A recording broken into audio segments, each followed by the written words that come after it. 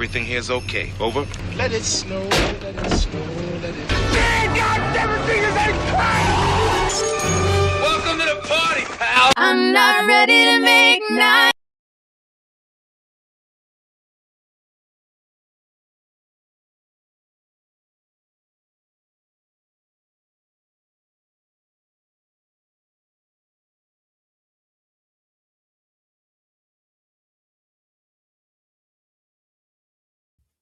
Hey, everybody.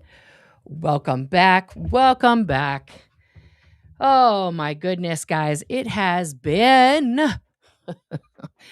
it's been a couple days since I seen your face. How are you guys? Thank you guys so much for being here, for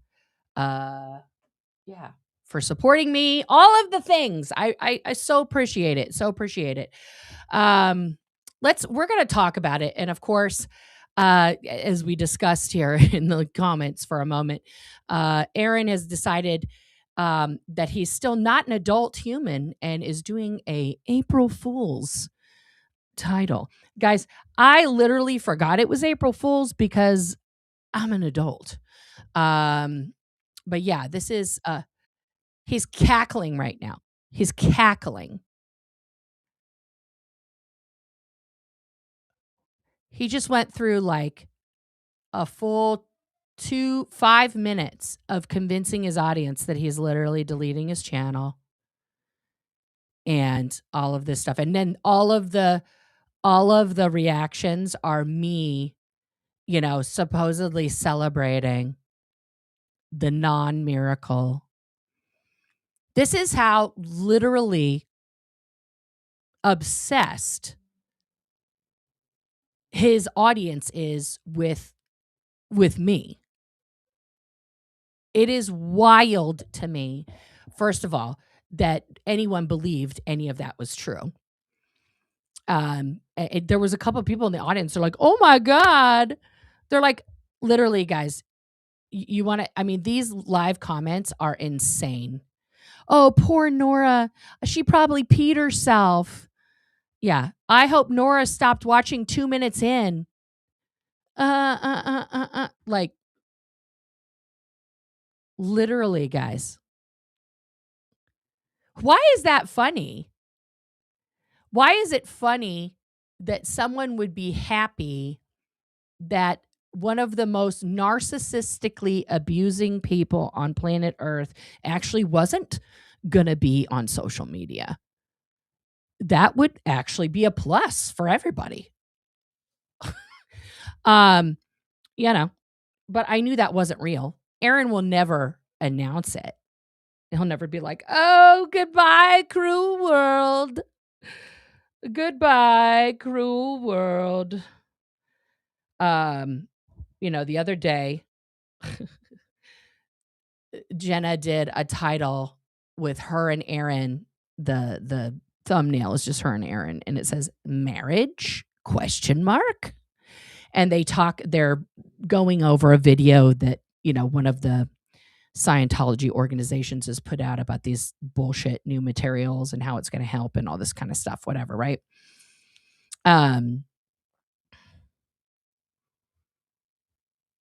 She introduces him as her friend, Aaron, who was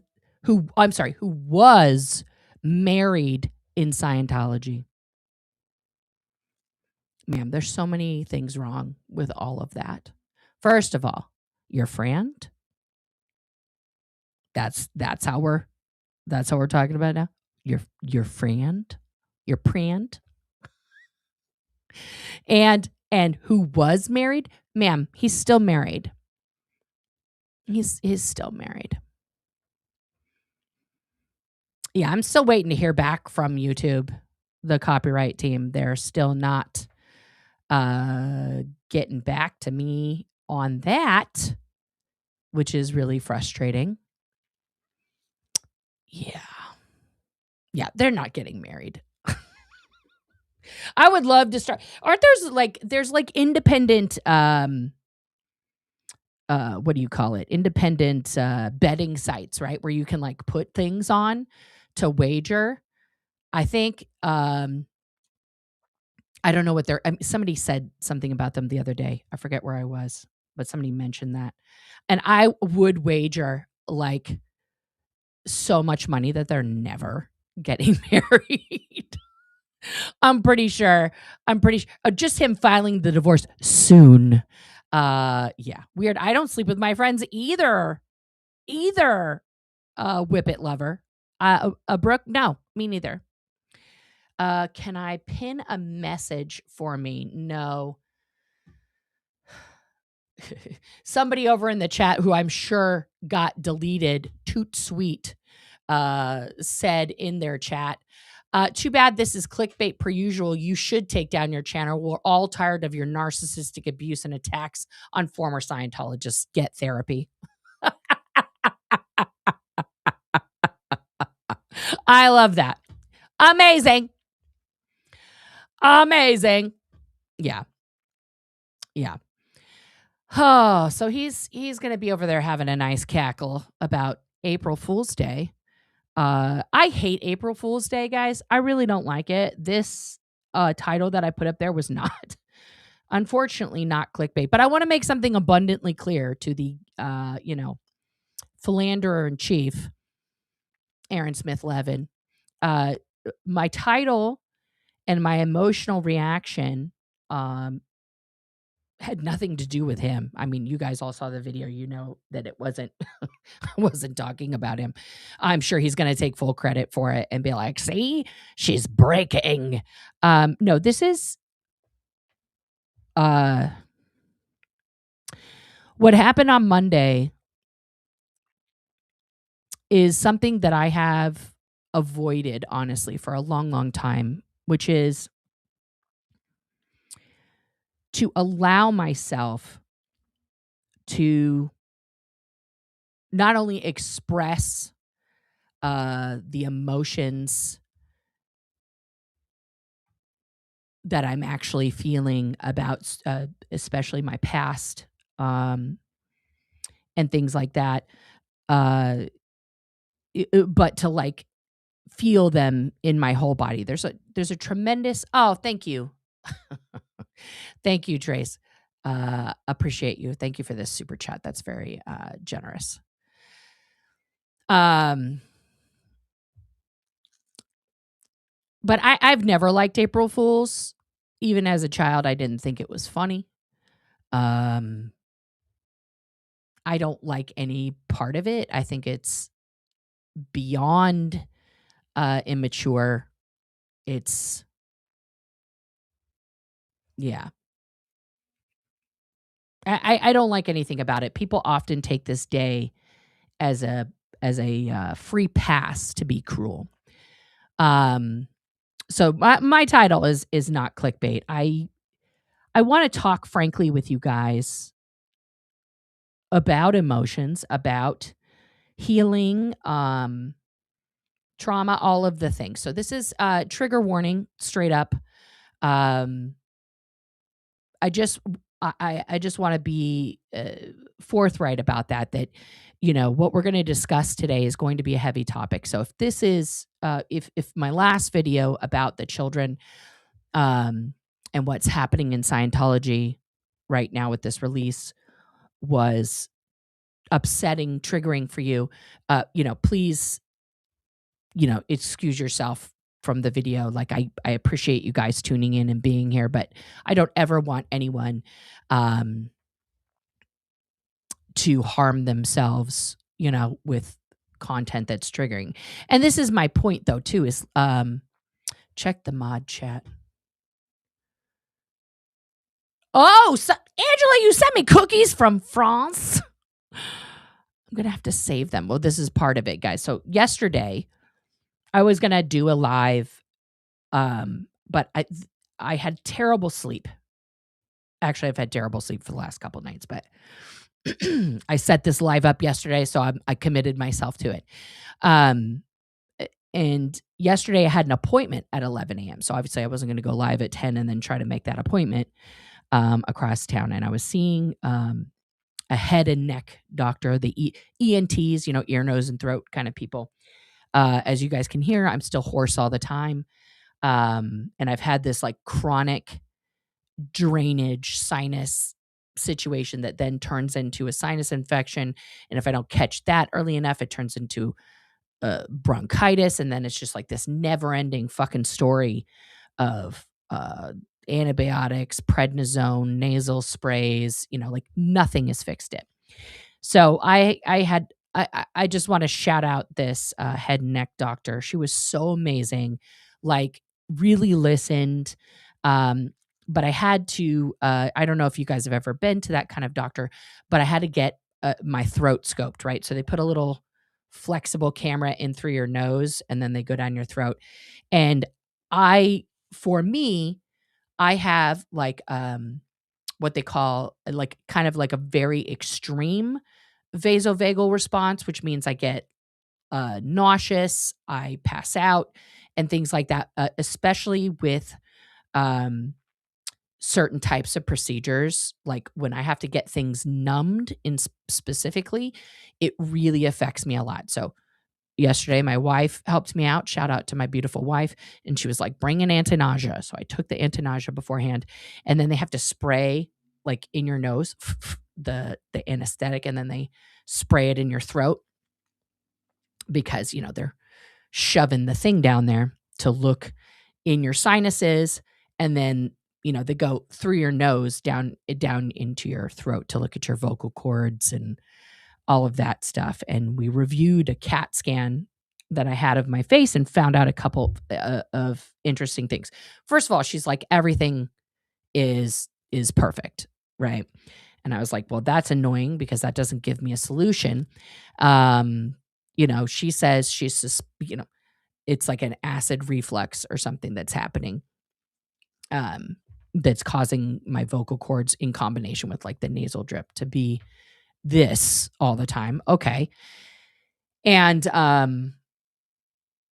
but the good news is that she went over, I had a CT of my face and she looked at my sinus cavities and she's like, they're beautiful. They're open. There's nothing clogging them. And then I had been diagnosed with a deviated septum like 6-7 years ago. And she said, she's looking at the septum, right? And she said, I don't know who told you that, but this is the most generous diagnosis of a deviated septum I've ever heard of. And I was like, what do you mean? And she goes, you see how it goes like peek? She goes, no one has a perfectly straight septum. That doesn't exist. Like, and then she was like, a deviated one is like, it's clogging, it's doing a thing. And I was like, oh, okay. Well, that's good news. I can cross that off my list of things that I'm worried about in my face. So the official thing is and I've had every allergy test known to man, guys. Nothing comes up.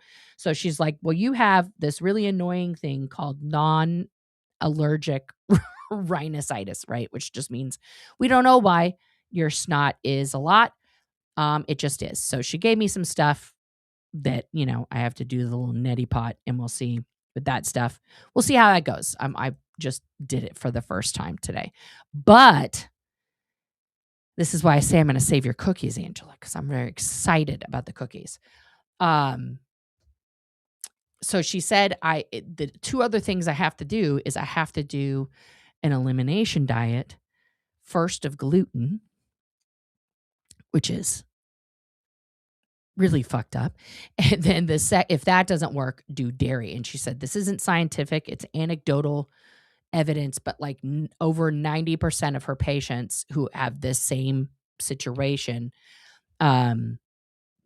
they like went on gluten-free diet and, they don't have the drippy drip anymore.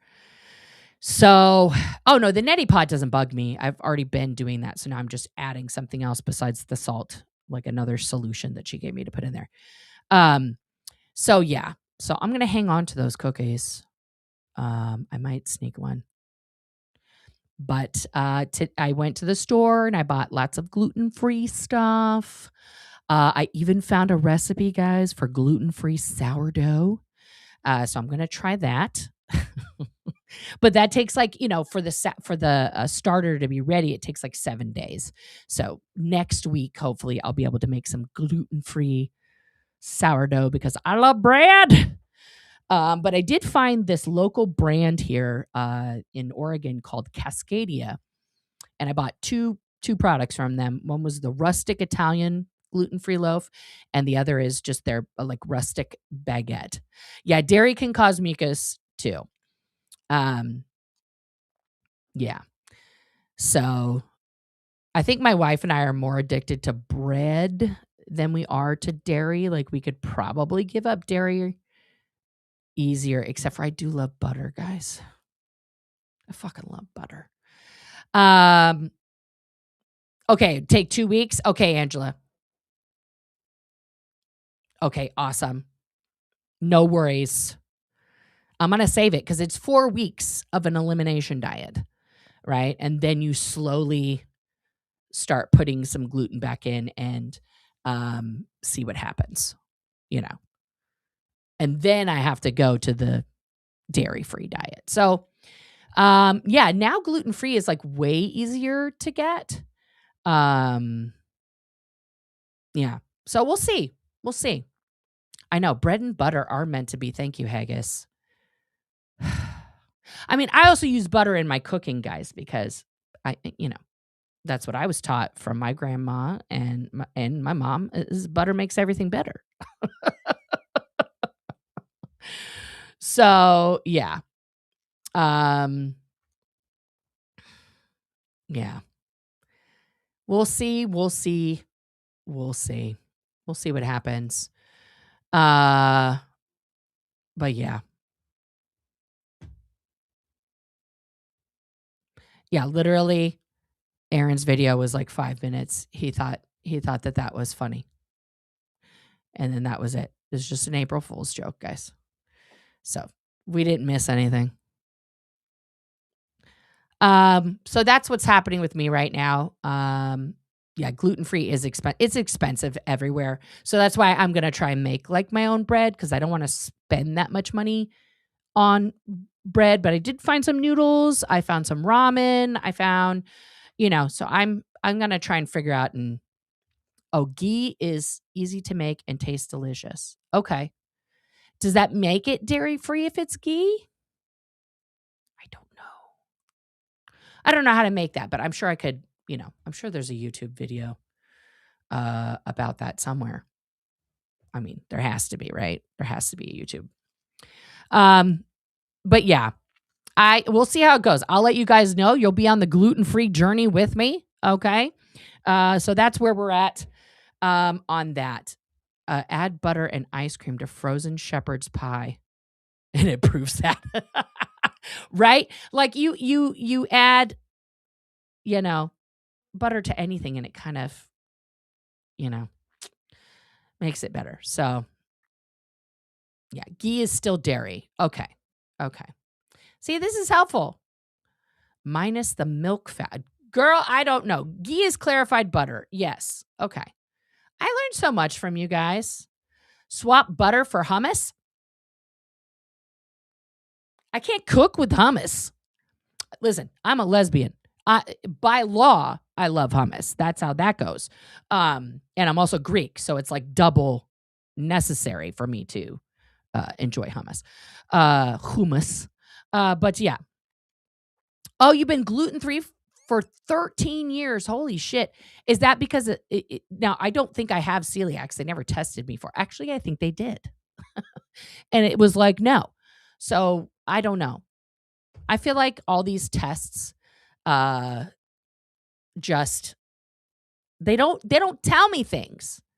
Right? All of my blood work normal. Just normal. I was almost hoping to have high cholesterol or something, So cook with lard instead. I bought some lard from the store. You can buy that. I love hummus. I make hummus. I also buy it. Use applesauce instead of oil or butter, like in baking, but not in cooking. See, cooking and baking are two different sciences, right? I can't throw applesauce on the pan to cook up some eggs for my kids. Just a sensitivity. If I'm celiac, I'd know. Yeah. I feel like I would, because I fucking love pizza. So, I don't know, guys. We're going to find out. We're going to find out. I mean, I'm going to do it for 4 weeks. I'm going to commit to it. And then I'm going to try and put it back in. And if that's not it, then okay. Brussels sprouts cooked in butter. Lard is full of cholesterol. So everything is. Ghee is not dairy anymore. Okay, I'm going to have to, guys, I'm going to do so much research on this, but MCAS. Yeah, I'm pretty sure. Yeah. Uh-huh. Yep. That's me in a nutshell, pretty much. Yeah. Foodie live chats are fun. Yeah. Listen, lard does make the best crusts. I'm going to go with haggis on this one. If you're making a pie crust, you got to use lard in there. That's how you get that extra flake, guys. You get that extra flake. Yeah, I know. Pizza is hard to replace. But you know what I did buy that I'm excited about, because I actually love it anyway, is I bought polenta. And so I can put, like tomato sauce and things on top of polenta, and I will be super happy. It's just not the same as pizza. Yeah. Do not use nonstick pans anymore, guys. You're putting microplastics in your body. Get yourself a cast iron or a stainless steel pan. Yeah. I just watched the special on Netflix, the microplastics one that just came out. Yeah. These things are everywhere, guys. They're literally, did you know that receipts, every time you touch a receipt, that contains like microplastics and things? Yeah. No pie for 4 weeks. I know. I'm like, just sad. Polenta is fucking awesome. Carbon steel also okay-ish, though. You have to make sure it doesn't have a nano coating on it. Right? Polenta needs butter. I know. Yeah, you got to still watch it, though, Ginger. Because guess what? Even the ones that they say are safe, guess what? It's filled with lies. It's filled with lies. I mean, like, I'm trying to get these things out of my life as much as I can, but it's like everything around me. Look at, guys. This is my inhaler. Plastic. My chappy stick. Plastic. This. Plastic. These glasses. Plastic. Except for the lenses. This case. Partially. It's like our lives are filled with plastic.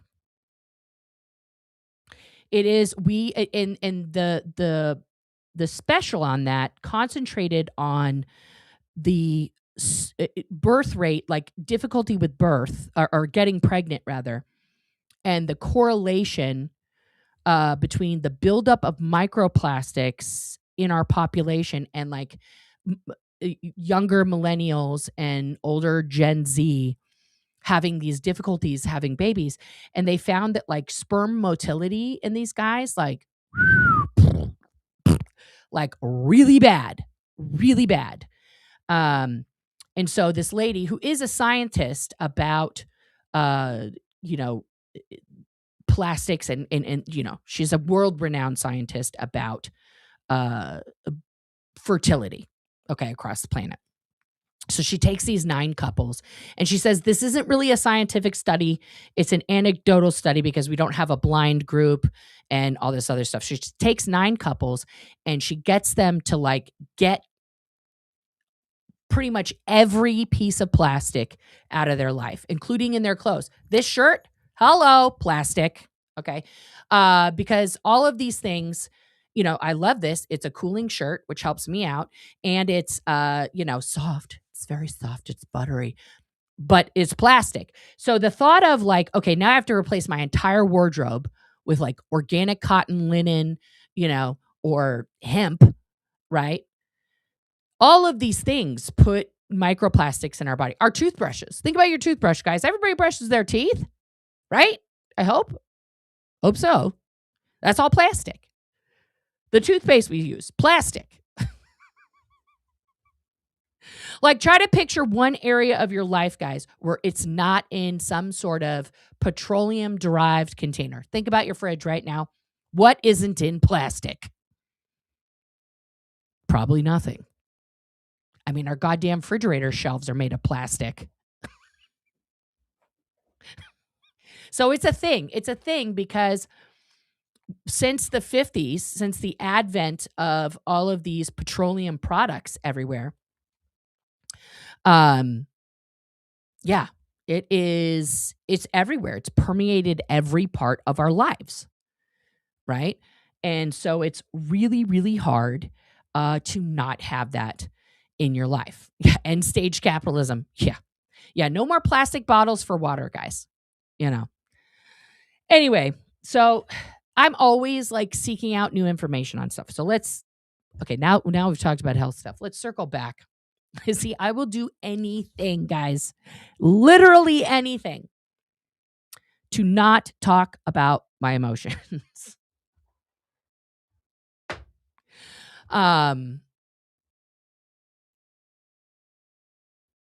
Yeah. Your avocados are in a glass bowl. Good job, Diana.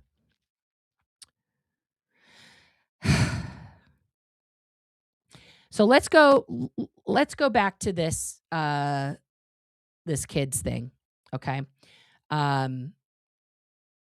We watched a video together.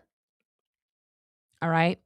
And that video first of all, I want to tell you guys something. So I saw a lot of comments about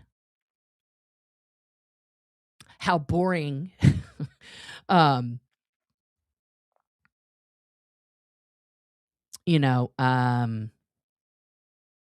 boring and unbelievably like monotonous and everything else David Miscavige and the other presenters were. And like, I wouldn't have sat through that. And there's no way, this is just, if I was invited to this, that would be the end of Scientology for me and things like that. And I get it because it is comical and ridiculous to hear the music and the cadence and the total fucking garbage word salad that comes out of David Miscavige's face hole as part of that. But what I want you guys to understand is prior to the advent of these yearly events, right? Because that was more of an invention after L. Ron's passing, right? Is that you're already indoctrinated, well indoctrinated, to sitting quiet, receiving the information, not reacting to it, not moving even when your body tells you something's wrong. Like that feeling that all of you guys had where you were like, oh, rejected, right? That has been trained out of you as a Scientologist. Like we have to remember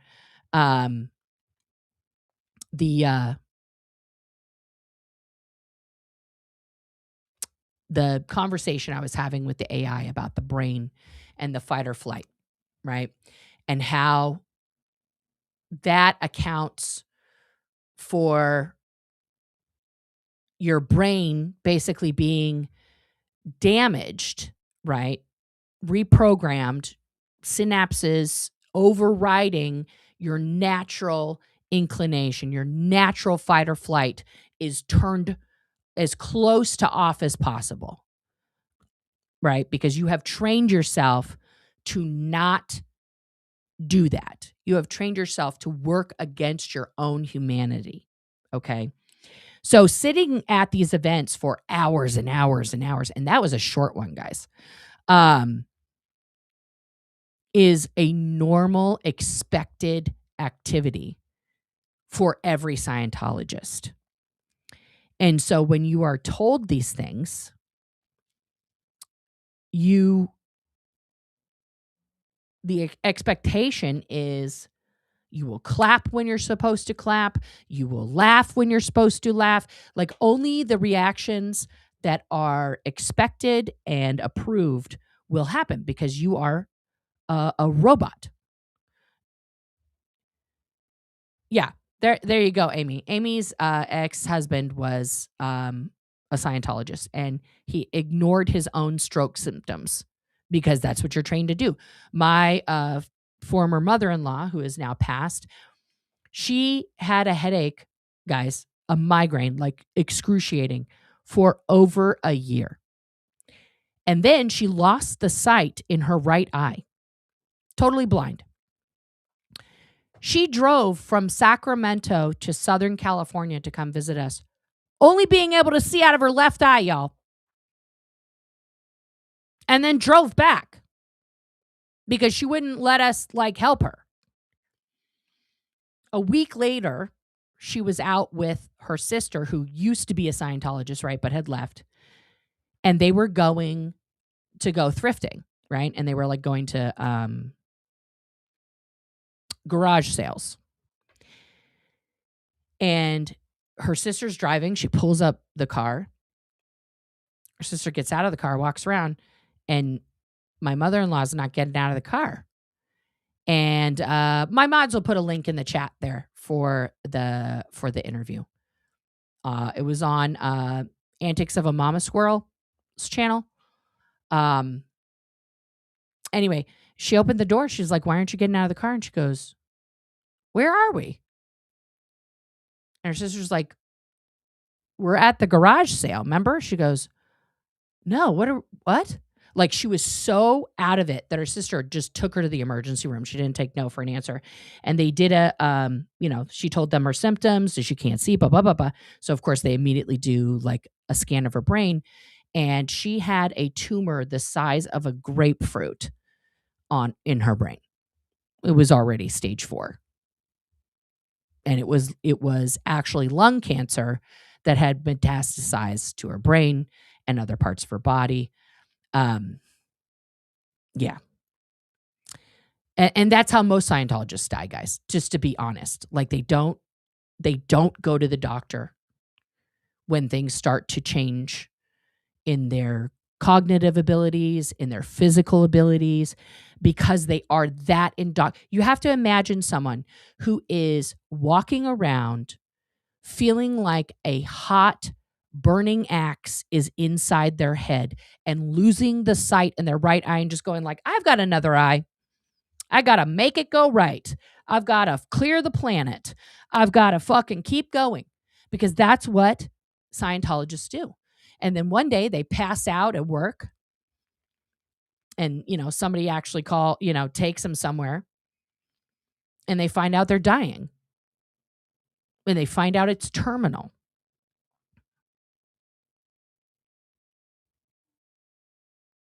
Because that's it. They literally work and go until they die. Right. No preventative care. Nobody goes to the doctor every year for a physical. Nobody goes to the doctor if they get a cold or COVID or pneumonia or anything. I got in so much trouble because I broke my fucking ankle and I went to the doctor because my whole foot was purple, y'all. And they were like, "Well, you should have just gotten a touch assist." How would they find out if they're dying? Yeah, they wouldn't. Sometimes people just literally die. Just literally die while they're in the middle of doing their job in there. Yeah. Then there's just a dead person in the course room who was the supervisor, but now they're dead. And there's no help for other major things. Yeah, Kirstie Alley got colon cancer. Of course she didn't have a colonoscopy. Why would she? No. Okay. It is, you definitely don't want to have, what does Scientology do with the bodies? They call the coroner. Sometimes. I don't know what they do with the bodies out there at the fucking Int Ranch. I can tell you that, because ain't nobody can see them. I'm just saying. There could be hella people buried out there and we don't fucking know. Talk about like where you want to hide a body. Just go to the fucking, Gilman Hot Springs. I'm not saying there's bodies there, but I'm saying, are there bodies there? Like, oh, hey, Ms. Otter. Hi, good to see you. They do go to the chiropractor. Yes, because a lot of Scientologists are chiropractors. Mammograms? Nope. That would involve seeing a real doctor. Yeah. Yeah. Oh, yeah, Rika. The Scientology funeral and the obituaries, those things. Yeah, it's bad. It's bad. It's very bad. So sitting there hearing these things, right? Now, people, you did hear a couple groans audibly. I don't know if it was the person who was recording it or the people around that person, who I'm imagining must have been a woman, because I heard like a that sounded like a lady, but I don't know. That could just been the person right next to her or them. I don't know who recorded that amazing video, but thank you. Number one, for sitting through the whole event, whoever you are, brave, amazing soul, and for managing to record all that, that very important audio. And then, of course, yesterday morning, I also woke up to the horrific news that happened in Colorado, which is the Supreme Court overturned Colorado's ban on conversion therapy. Why is this important? How does this tie in to this release of these children's indoctrination manuals? So if you guys didn't know or don't know what conversion therapy is, it's something that's been being done in America for many years, but specifically from around the time of like the late 40s, early 50s, where we had the Red Scare, and anything that was other or different was meant to be erased from you, right? So and we've seen plenty of documentaries about, re-education camps in America. Paris Hilton was a victim of one. There's several documentaries. But in Colorado, the sane people of Colorado had managed to rally together and ban conversion therapy. Now, conversion therapy is specifically most often used on gay people, especially gay children, to pray the gay away in extreme ways. And oftentimes these camps, are run by pedophiles. Okay, so these children are trying to get rid of, the sin of being gay, surrounded by people who end up abusing them. And like it talk about massive amounts of mixed messages for a child, that is abuse beyond abuse, telling them that the sexual acts that is their natural inclined impulse is evil, while doing those things to them is awful. Well, as my mom says, there's no hate like Christian love. So, because guys, when I hear things and I see things, I don't know what it's called. I guess it's a polymath or whatever, but I can see how the dominoes fall. So Scientology will absolutely take this as a win, because I do believe that part of this release, this we're gonna cutify and cartoonify these very traumatic and brain damaging principles of Scientology into a child package is in direct response to all of us who have been protesting these last 4 years, the No More Kids in Scientology hashtag, the testimony, that's what I'll call it, the testimony that so many of us have given about our very highly abusive childhoods, and the focus that has been put on that, despite the fact that elder,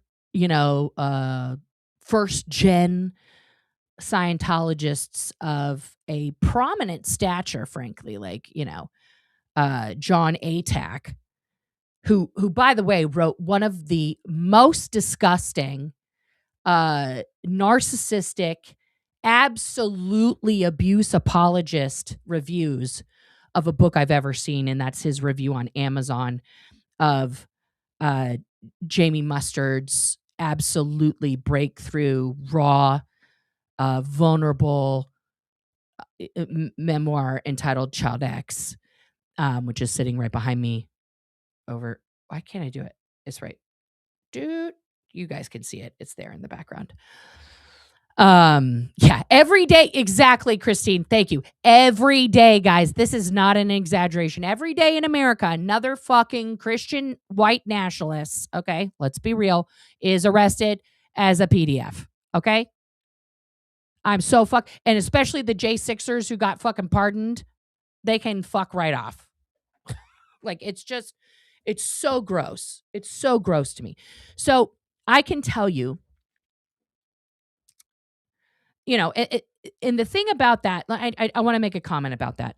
The thing about John Atack, I respect his book, A Piece of Blue Sky. It's an important book. It does a great breakdown. He is already mad because he says that, Barefaced Messiah stole all his shit. And I'm like, bro, it's not even the same book, but whatever. And sometimes people like Barefaced Messiah more than they like A Piece of Blue Sky. Guess what? Everybody can have their own opinion. It's okay. And this is how I feel about John Atack right now. I think and there's certain people that I think they believe in their heart of hearts. And I would say John Atack, Chris Shelton, I was going to say Tony Ortega, but he was never a Scientologist, so it doesn't apply to him. There was another one that was at the top of my mind that I forgot. But anyway, so John Atack and Chris Shelton, let's just take these two. These are two people who absolutely 100% believe, and this is based on their own words in their books and in their online personas, that Scientology was a religious experience and that there was benefits that they received from having done parts of Scientology, right? Oh, well, this is bad, but this was good. Like, I mean, Chris Shelton, is known for saying that getting his master's degree, which I'm still debating, sorry, it just irks me. And I'm going to be honest. He got it from an actual university in England. However, they gave him his undergrad credit for his book and his public speaking. That's not the same as an actual education, Chris. I'm sorry. And then he got to just do this quickie master's, fucking thing. And now he has a master's in psychology, which is, I would, no, he is not qualified to practice in any way, shape, or form. But that's how he markets himself. He's a master's. He helps deprogram people, blah, blah, blah, blah. Except for he believes in the efficacy of Scientology. John Atack believes in the efficacy of Scientology, that somehow Dianetics is good. Somehow pieces of this thing, good. That's a dangerous person. Anyone who is out here talking about any form of religiousness attached to Scientology is an insane person. Is somebody who has not done the work to reprogram their brain, and to prune those sections out. Okay. Yeah, Leah Remini has a bachelor's from New York University that she fucking earned by going to all of those classes, Chris Shelton. If it's good enough for Leah, it's good enough for you. Okay. Yeah. So it's just, for me, I just go like, when I see people like that, when I see people denying that children were literally erased since birth, that is continuing to happen with just the practice of Scientology, never mind being born into indentured servitude, okay, into literal slavery legalized in America under the cloak of a religion. But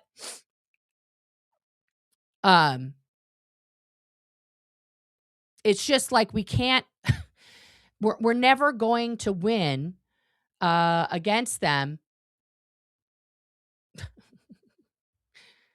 My kid. Hang on. I have to respond to my kid.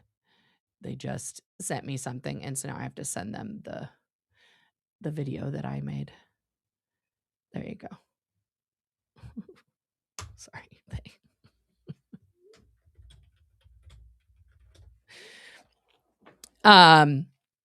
Yeah.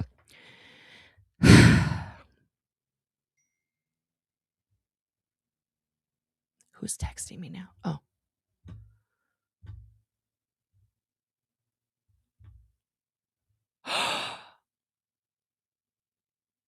I forgot about that.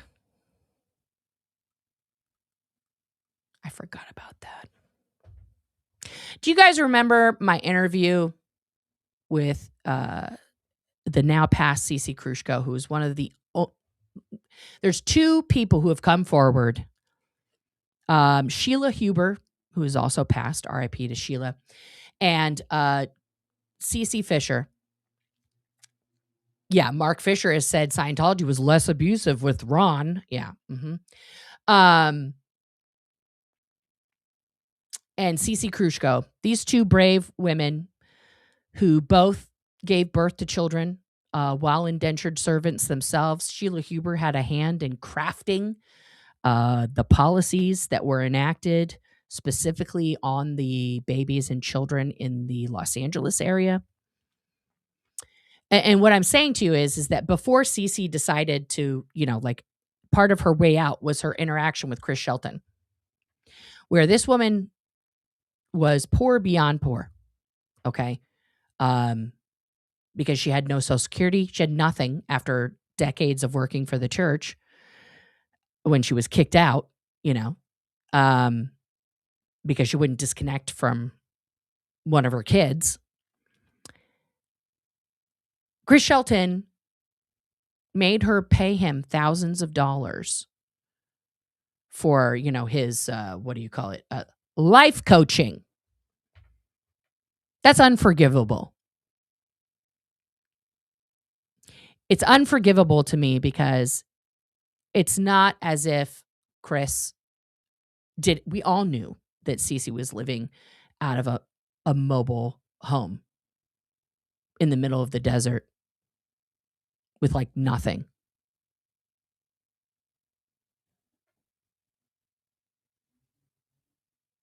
Oh no, still for life? No, absolutely not. I've met John Atack in real life. I spoke with him at a conference. I'm very familiar with John Atack. But watch him with Mike Rinder laugh as they debunk Miriam Francis's questions about Mike Rinder covering up her father abusing her sexually since she was 3 years old. And then you'll know what I'm talking about. There's a 0% chance of me trusting that man farther than I could throw him. No. Absolutely not. But I mean, listen, if you like John Atack, I'm not telling anybody to go unsubscribe, do anything. I'm just telling you that when people describe Scientology as a religious experience, that they had wins, that there was a benefit, that they liked this part helped them. Bullshit, bullshit, bullshit, bullshit. None of that happened. Okay. Why do I know none of that happened? Because it didn't. It took me over a decade to get my mom to understand that none of the things that she changed in her life, none of the things she changed in her life were because of Scientology, because of L. Ron Hubbard, because of the technology. Okay. She was like, well, I read Dianetics and I quit doing drugs. And I was like, no, Mom, you decided you were going to quit doing drugs. And so you quit doing drugs.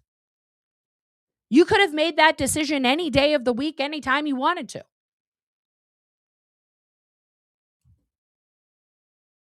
Right? That wasn't L. Ron Hubbard. He didn't say, Kathy, stop doing drugs. Like, that didn't happen. Right?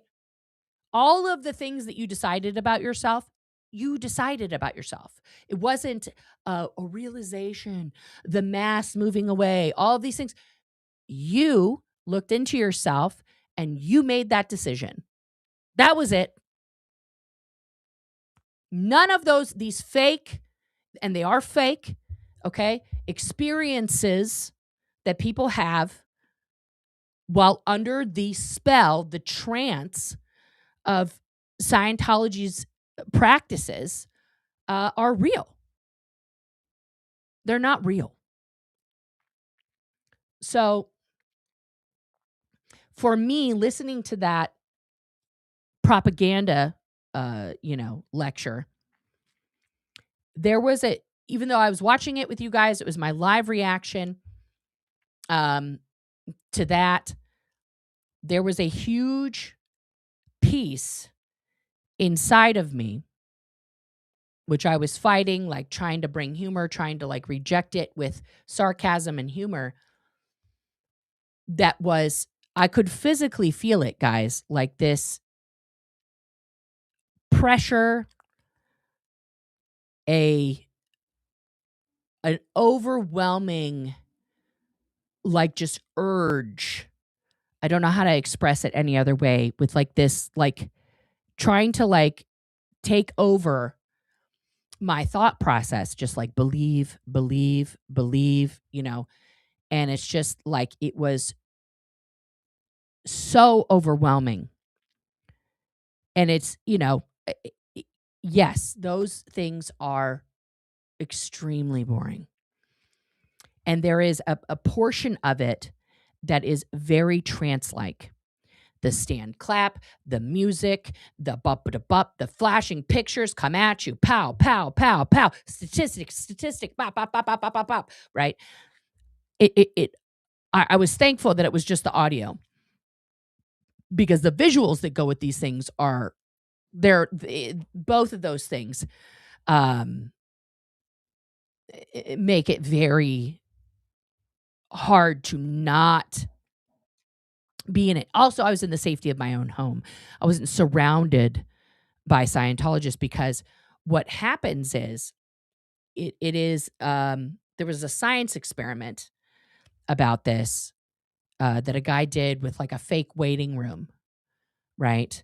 And it was to show how easy it is to get a random group of people, they don't know each other, with people planted in this group to incite a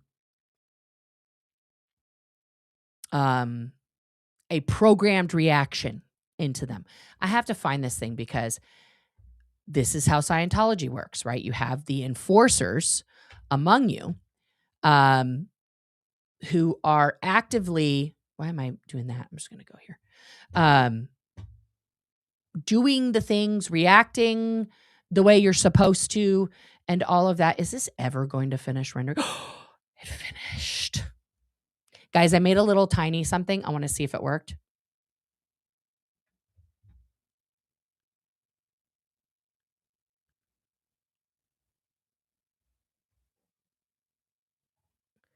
How do I want to, no, I don't want to do that.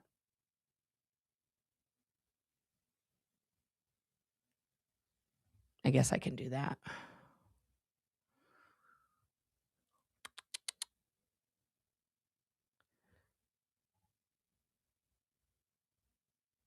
I made something, guys. I think you're going to like it. I just have to fix something else.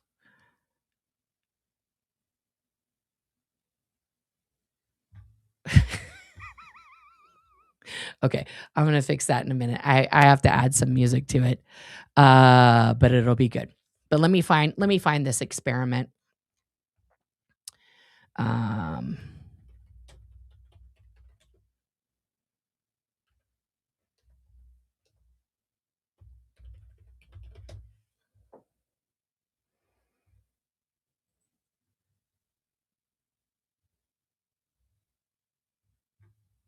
I can't remember the name of it, but it was really good. No.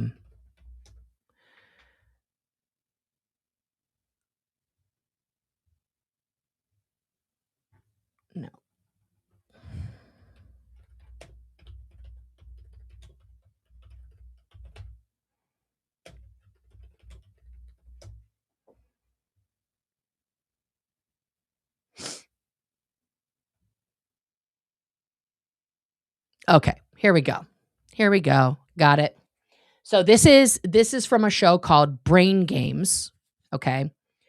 Let me put up my other disclosure here. Hopefully these guys are not gonna copyright strike me, but we'll see. Here we go. Okay. So let's make it smaller. Okay. So this is from the show Brain Games. I don't know if you guys have ever seen this, but this is a really interesting experiment that when I saw this 10 years ago, or whenever this show came out, I was blown away by this situation. So here we go. We set up a hidden camera experiment to see if this woman would stand up at the sound of this tone, simply because everyone else is. You might be thinking you'd never go along with this. Or would you?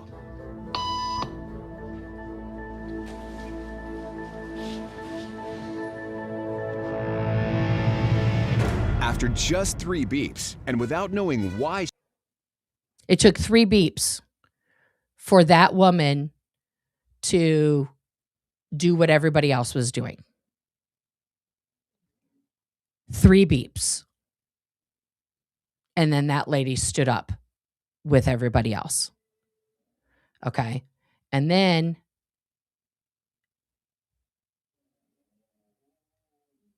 then they show you how it carries on, how people pass this information on. She's doing it. This woman is now conforming perfectly to the group. But what happens if we take the group away? Elaine, please. Okay, so slowly everybody goes in, except for her. Okay, now she's alone. The crowd is gone and nobody is watching her, except our hidden cameras. What do you think she'll do?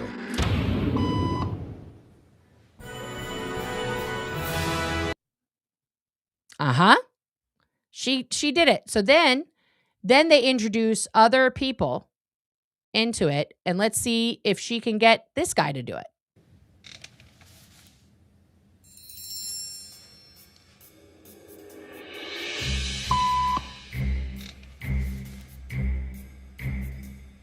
By mistake.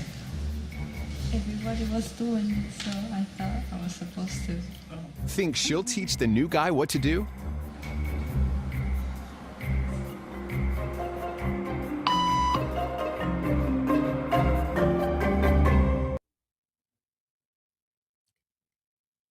That is exactly how Scientology works, right?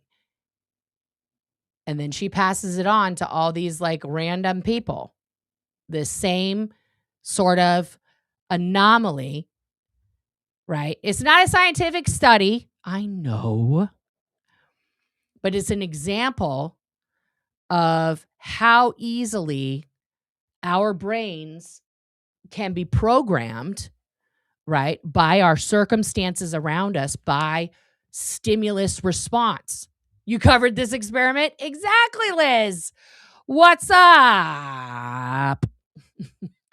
So it's for everybody who's like, I wouldn't do that. I'd just, I'd have my headphones in. Now, notice that this is so old, nobody has a phone in front of them and nobody has headphones on.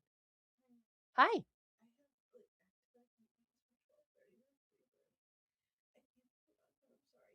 Okay, I can do it.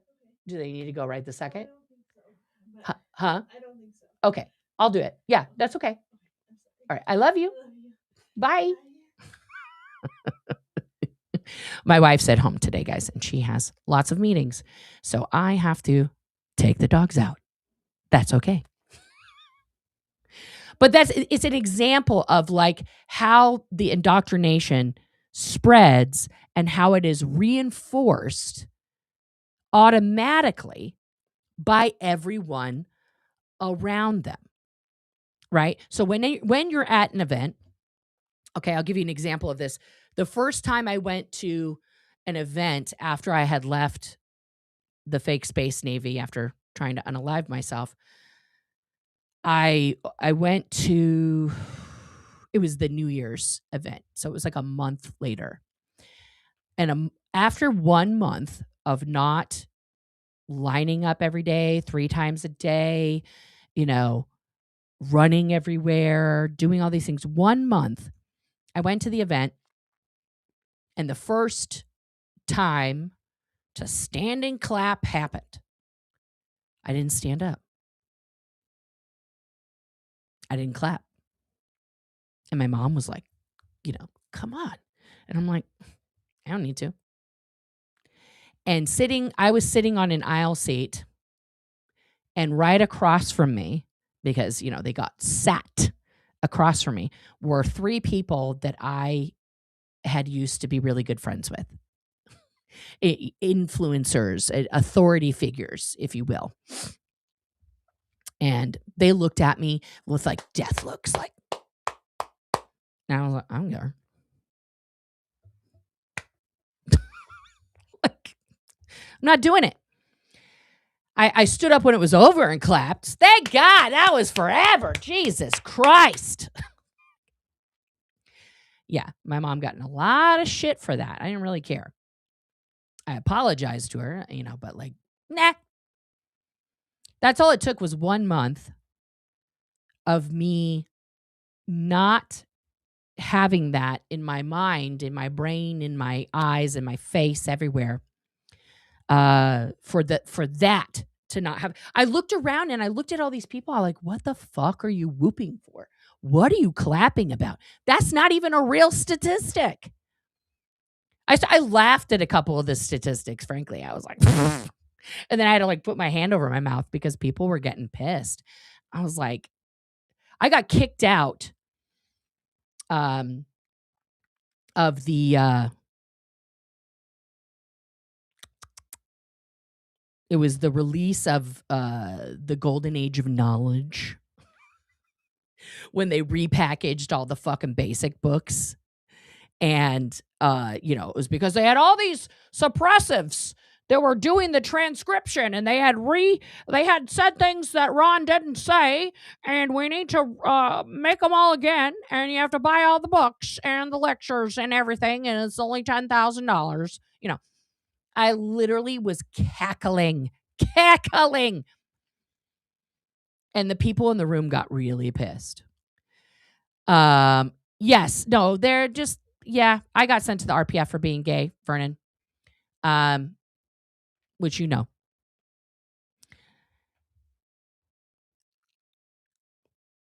my mom I looked at my mom dead in the face. I was like, Mom, do you believe, like, we were outside at this time, we were walking up and down the street. I was like, do you believe one word of this nonsense? Or is this for real? And she was like, no, I think I don't. I don't know about that. But of course, she bought the fucking books. I was like, don't buy them. Where it started getting real bad for my mom was when they wanted everybody to turn in, y'all, if you had any previous editions of the technical volumes or the administrative volumes, you were to bring those to Bridge Publications and exchange them for a discounted price on the new set, the standard set. And that's when my mom got real suspicious about it. Because, like, I don't know about, what are you guys taking out of here? What have you guys changed? What have you, there's a whole series of books that no one has access to anymore unless you have them, which is the research and discovery volumes. So this whole thing of them repackaging stuff, reinventing it based on the works of L. Ron Hubbard, this is not new. This has been David Miscavige's bread and butter, literally, since he took over. Because there's nothing new coming out. So you have to repackage it and say it's new. That's why he kept repeating over and over and over throughout the event that it was as Ron intended, right? Because the line about the SPs having translated stuff, right? That won't work again because they already said that one time. So they can't do that. Oh, Trace, thanks for the membership. I didn't see that earlier. Thank you. Yeah. They gotta keep the cash flowing, guys. They gotta keep the money going. So yeah. I missed that text. Whoops. Oh.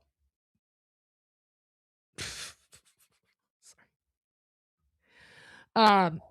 Yes, adults have to do the children's courses. That's the second set of books, which is the same plus some more as the ones intended for 7-year-olds.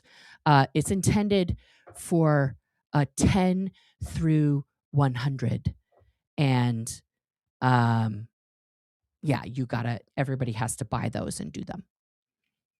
Yeah, and there's a separate classroom where adults and children will once again be intermingling. So when you're going to do the confronting,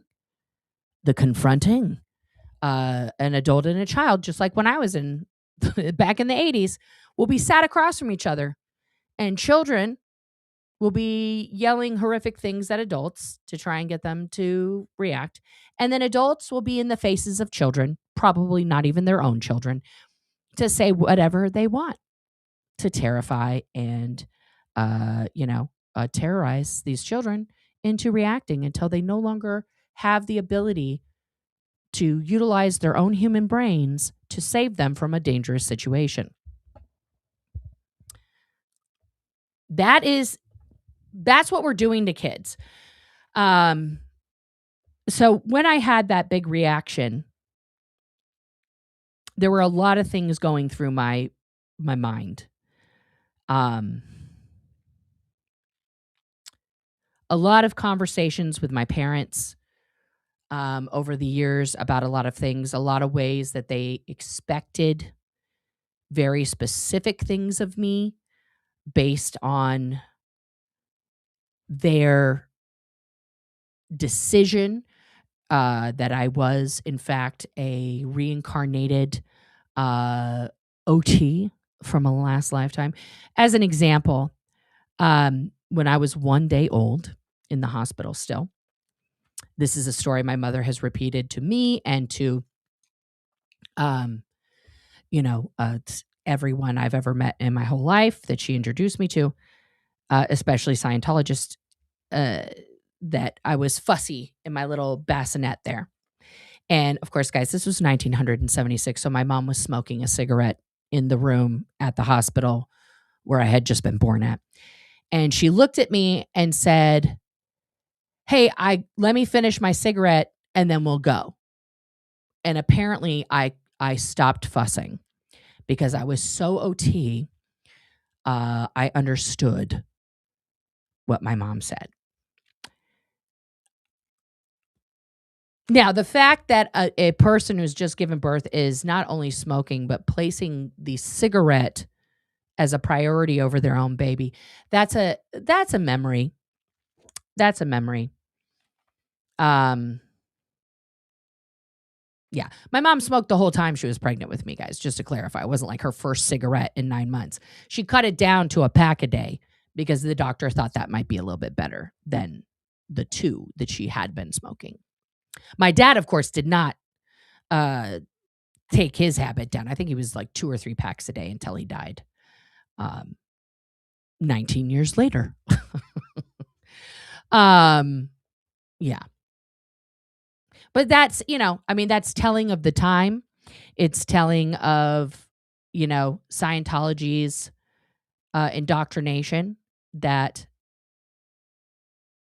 addressing a baby who is fussy as a secondary priority to a toxic chemical that you are infecting their little baby lungs with secondhand. Guys, there was no secondhand smoke in the 70s. They hadn't invented it yet. And that your own personal desires is normal. Now, when I relayed that story to like my non-Scientology friends in high school, they're like, "Oh yeah, that tracks." Because like all of our parents, even the non-culty parents, right? Were kind of like this. It was this weird reaction that boomers had. No offense to boomers, okay? I'm sure a lot of you guys are fantastic parents, but a lot of boomers with their own history of severe family trauma kind of all raised us Gen Xers kind of the same way. And then there were some boomers who just had like, the real idyllic American dream life and their shit was good, And hats off to those people. They've passed that down to their kids who are now passing it down to their grandkids, so hooray for happiness. But, and I knew some of those people in high school. They do exist. But for the majority of us, latchkey Gen Xers, that wasn't the reality. Now, having that experience, right, of 2 very traumatized parents, one early childhood trauma, lost his dad when he was 8, a very abusive stepfather, physical, mental abuse, abusive schooling. We're literally getting paddled and put in cages, sent to Vietnam. Under duress, was not drafted, but was sent as, he got drunk at 18 and crashed his brand new car and totaled it. And the judge was like, you can go to Vietnam and replace your brother who's married, or you can go to jail. And my dad said, I'll go to the war. And so my uncle, because of the World War II rule, my uncle went to Germany and instead of to the front lines because he was already married. Yeah. So there you go. And then you have my mom who lost her dad at 8, but via divorce, very traumatic, abusive stepfather who, she was a social outcast, misfit kind of person. She had huge body image issues. My grandmother would constantly say grotesque, abusive things to her about her weight. And I've seen the pictures of my mom as a teen and a young child. She was never fat. But like literally abused since in the womb. Like my grandmother, when she was pregnant with my mother, only gained 8 pounds. For all of the women in the chat who have grown a baby, that is not good.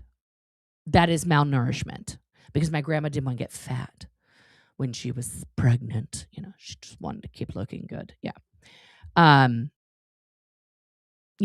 She gets on drugs, all of them. Her family throws her away.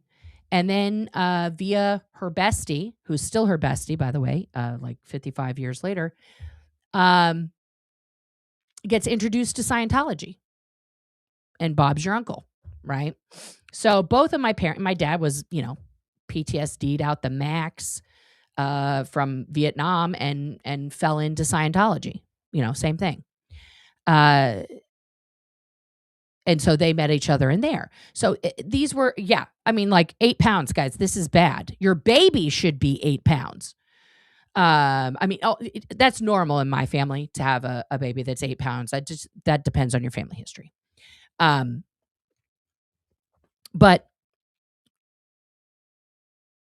the thing about this is so these two overly traumatized people with a family lineage of trauma, both of them, right? I found out other things about my great grandmother, as an example, my grandma's mother, right? She was this fucking homesteader had the family 700 acre ranch, whatever the fuck it was, from the Oregon Territory, but it was up in Walla Walla. And my mom was born in Richland. She was also, on top of everything else, my mom's a radiation baby, right? Because my grandpa worked at Hanford. My mom's a Hanford Project baby, right? So apparently I'm a radioactive superhero from Genetic Dynasty. I just need to get hit with some gamma rays or something, and then I'm gonna, abilities activate. I don't know. But my grandma's mom, she apparently never wanted children and had forcibly aborted herself multiple times and had attempted to do that throughout her pregnancy with my grandmother. And she was unsuccessful in terminating that pregnancy herself with various things that she was attempting to do that with. And my grandmother was born. Yeah. So the genetic trauma, I don't even know what happened to that lady as a kid. I mean, something bad happened to my great grandma. Yeah. And yeah. So the female side, the maternal side of my lineage, bad news bears. The paternal side, also a bunch of Looney Tunes. So these two geniuses finding, the most popular cult on planet Earth in the 70s came together and created me and my sister. And let me tell you, it's been a bed of roses, guys. It's been a fucking a barrel of laughs. So a lot of things were ignited listening to that. Mostly just very early age indoctrination. Specifically, my mom didn't want to do Scientology to me when I was very, very young, because she used to tell me and my sister my whole life, over and over and over, Scientology is your choice. If you choose it, she said, I chose it. If you want to choose it, you can. Right? That was always this sort of thing until I was 12. And then it was you're choosing it. But my dad would always play these games with me, right? He would sit me down in a chair across from him, and we would do a miniature version of TRs, but it only ever involved the closed eyes, open eyes, staring at each other, and then of course the bull bait portion. He loved to do the bull bait portion. Sometimes just the bull bait. Sometimes just the bull bait. And so early on, I grew up with my dad saying very inappropriate, awful things to me. And then being like, it's just bull bait. And screaming at me, flunk, flunk, flunk, you reacted. Flunk, you flinched. Flunk, you laughed. And thinking about the literal thousands of children that I know exist because a lot of people I was on the RPF with, that I was on the slave labor camp with, and in the fake space Navy with, have had children. And some of those children, like mine, are now over 20, and they are having their own children. And so we not only have third generation Scientologists that will be engaging, we're talking fourth and fifth generation Scientologists who will now be plopping their 7-year-old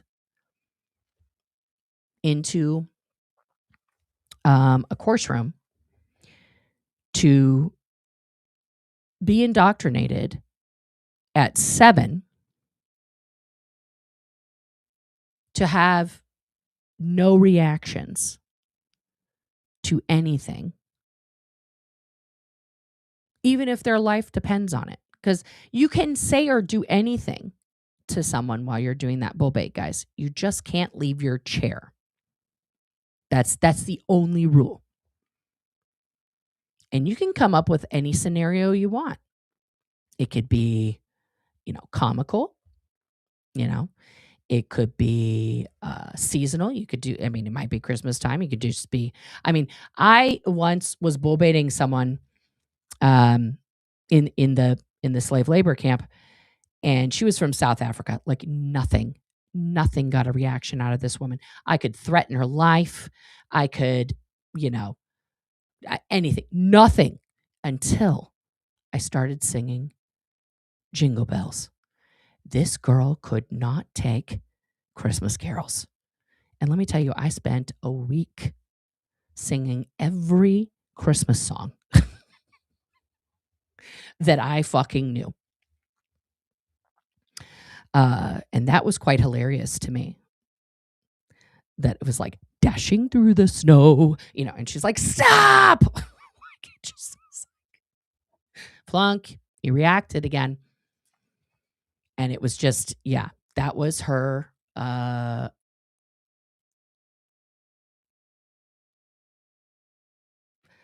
What's that expression? That's her.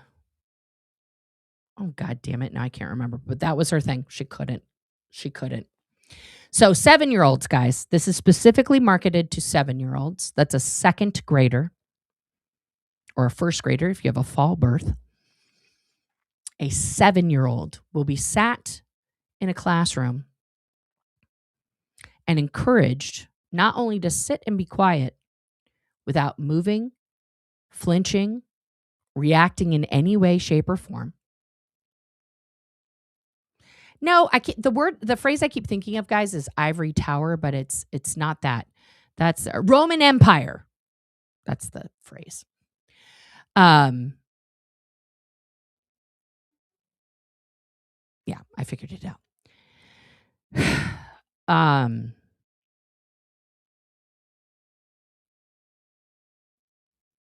And then they will be encouraged to do that to another kid. Okay, April, thank you for taking care of yourself. I get that totally. And they will be rewarded for how well they learn to turn off their emotions and for how well they can invoke a reaction in someone else. Guys, at the age of 12, 13, I was the king, the literal fucking empress of bull bait at the San Francisco org. If they had somebody who nobody could crack, I would sit down in front of them as a 13-year-old child and I just could do it. Why could I do it so well? How did Nora know how to do this so well? Well, she must be a last lifetime Scientologist. No, I've literally been doing it since I was 3 years old. As an example, I was 13, almost 14. I'm sitting across from this elder black man who he was partnered up with this other. They weren't like related or anything. They were just put together on a course, but they were not successfully like able to get each other to react. So they were separated, and I was engaging in bull baiting this man, and she was sat right next to him. So I'm trying all kinds of stuff. Nothing's working. And by the way, guys, in the corner of this room that I'm in, my mom is in a session doing the method 1 word clearing. Okay. So I sat across from this guy, and I'm looking at him and I'm looking at her, and I said to him, I was like, I know your secret, Gerald.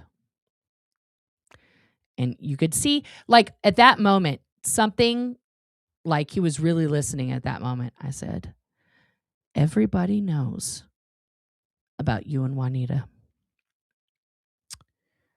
And you didn't know this, but Juanita, you know, in her bedroom, she's got that mirror on the ceiling. It's actually a 2-way mirror. And there's a recording of the whole thing. And you know how the police are going to identify you? Your butt prints. And the build up to that whole thing took well over an hour. And by the time I got to butt prints, everybody in the room was laughing.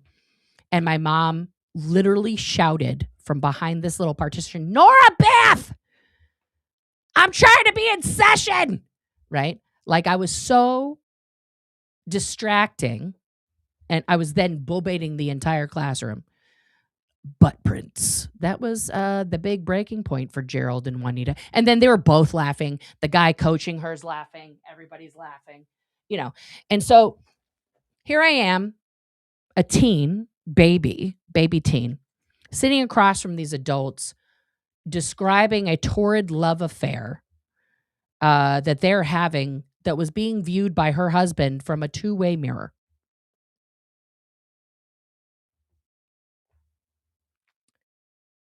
In what world, in what universe is that an appropriate action for a child to be doing? Ever. If any one of you who are parents in the chat found out that an after-school activity with your child involved them sitting across from an adult, trying to invoke a reaction from them while describing illicit sexual acts, what would you do? What would your reaction to that be?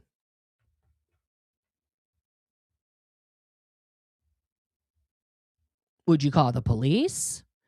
Would you call Child Protective Services? Would you, I mean, I know if I found out that that's a version of that my child or any one of my children were engaging in with an adult human being,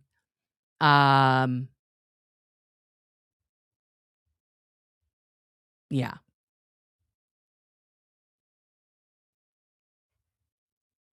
I would be real pissed. You're not a bad parent, and you're not a parent, and you would have a bad reaction, Haggis. Yeah. This is exactly, Aubrey. This is from the Department of. Oh hell no. Yeah. No. Fully. Jesus Christ. Sorry, Rika. That's awful. That's awful.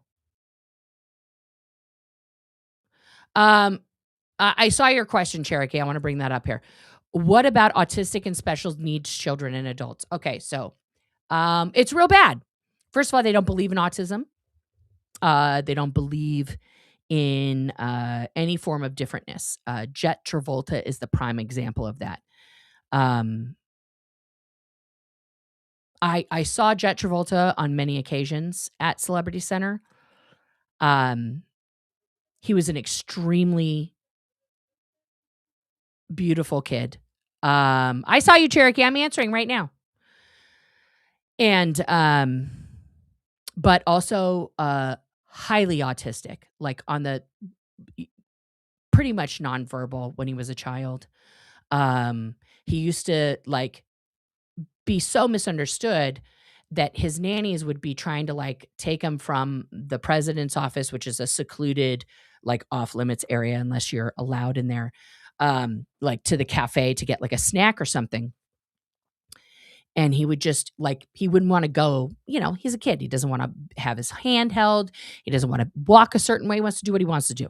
And so he would start just kind of screaming, right? Just, and because, everybody has to be quiet and all of these things, he would just get like, picked up, hand over the mouth, scooped up and brought back to, an area where he could scream and no one could hear him, right? Because that's first of all embarrassing for John and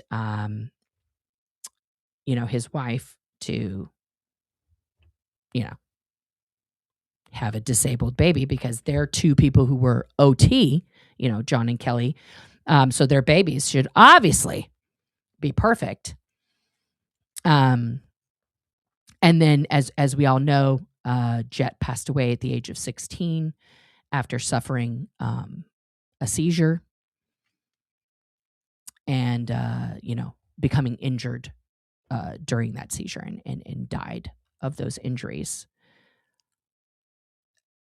Jet was never, he had lots of nannies that loved him very much and that did the very best that they could to help him, but he was not given any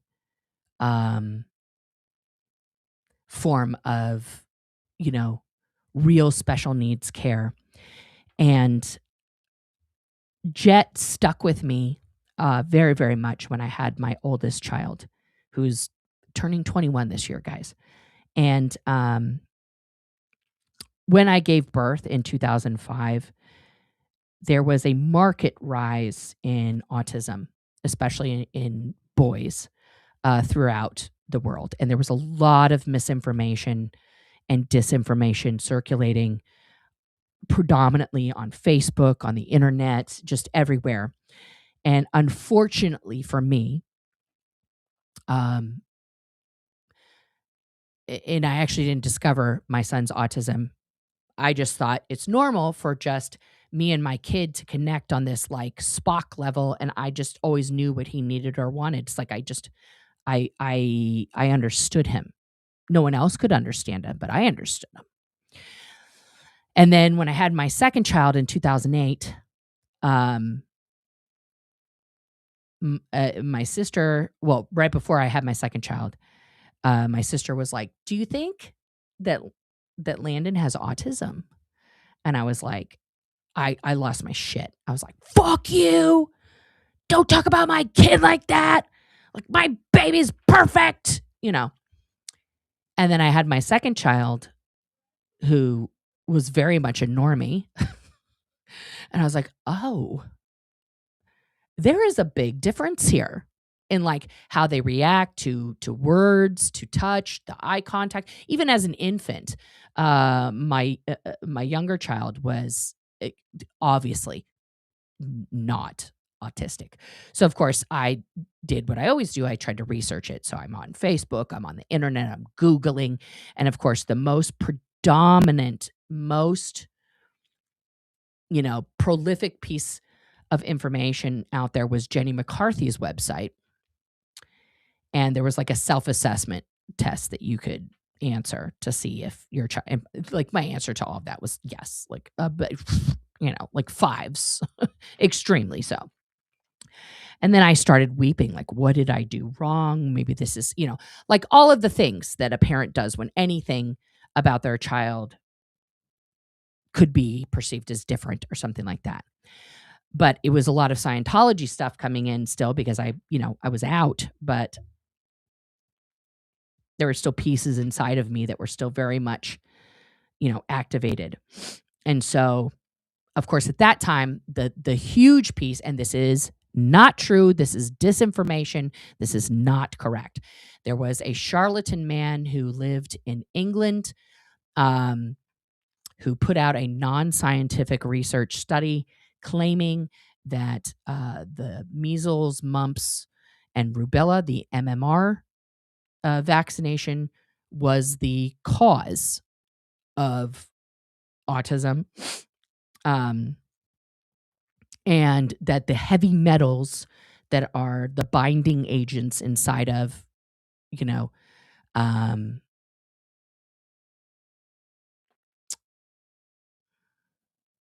booster shots, I can't think of any other name,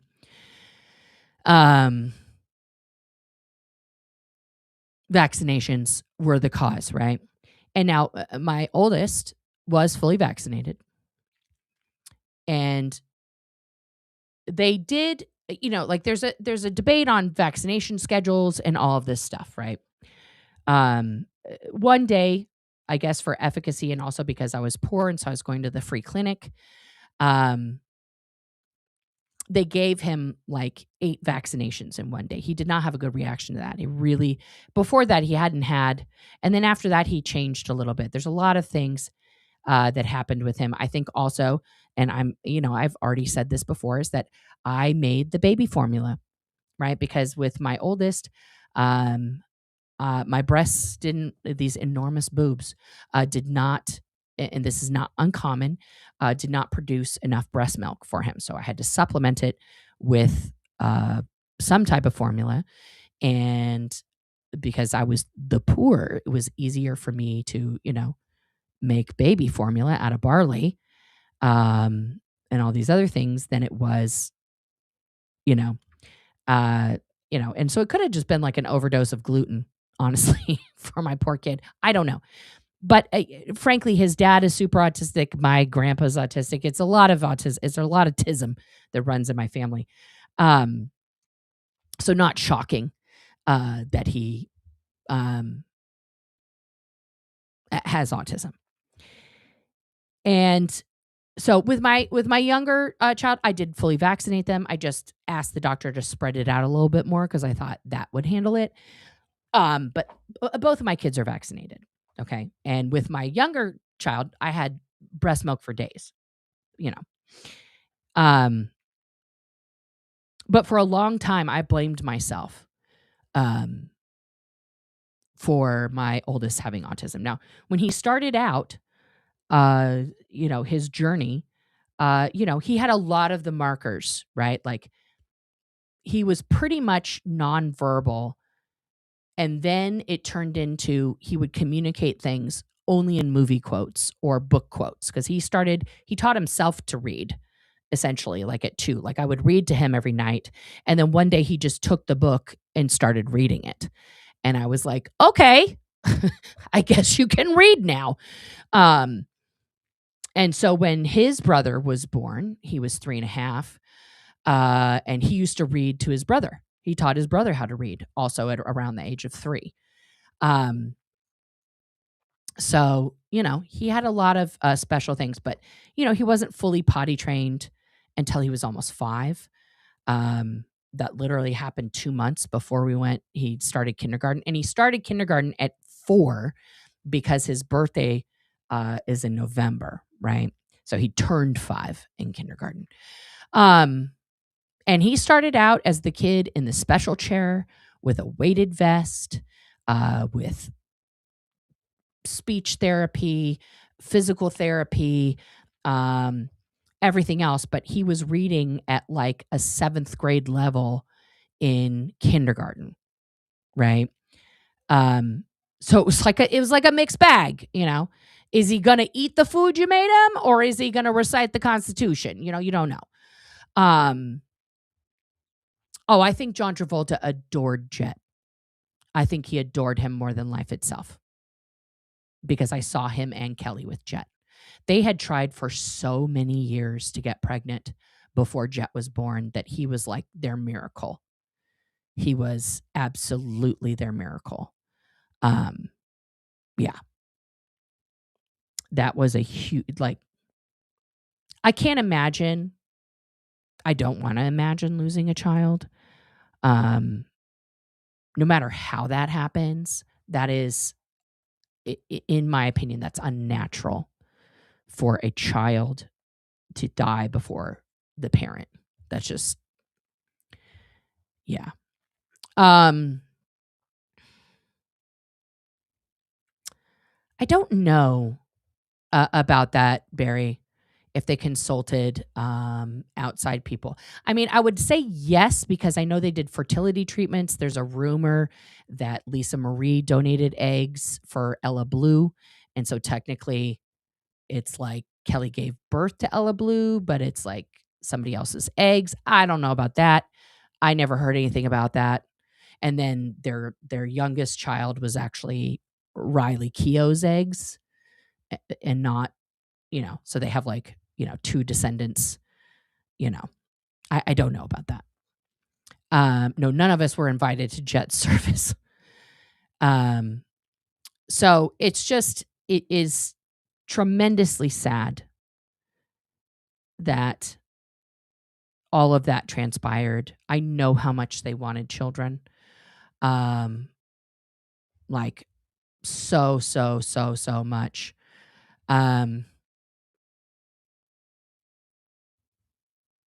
They have an autism school. You better text that to me, Mona. I don't believe that.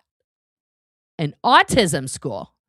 Yeah, find that website and send that to me, because that's crazy. Now, would I be shocked that they're going to like market themselves to parents of autistic kids? No, because they know who has money.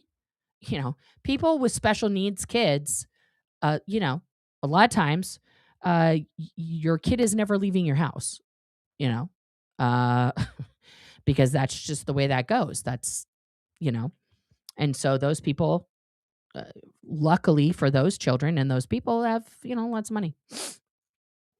And they guarantee healing. Okay, girl, you gotta send that to me. What about Kate Seberano? Oh, yeah. Oh, yeah. I tried to recruit her one time. I'll tell you guys that story another time. I didn't know who she was.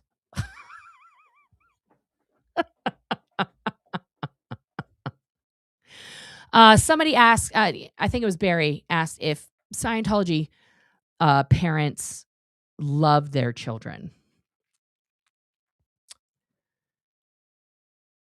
I think that's only something that those parents can answer.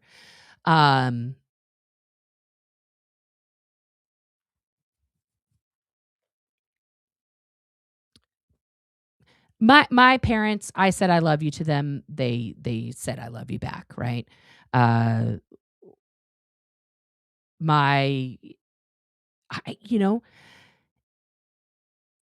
It's hard because it's not something that is like talked about in Scientology. It's not something like, even in the Bible, love is patient, love is kind. You've got a whole beautiful portion of the Bible about love.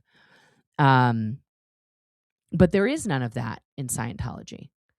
The Scientology marriage ceremony is, I'll give you an example. Let's pull that up, because that is something that will show you what they think about that.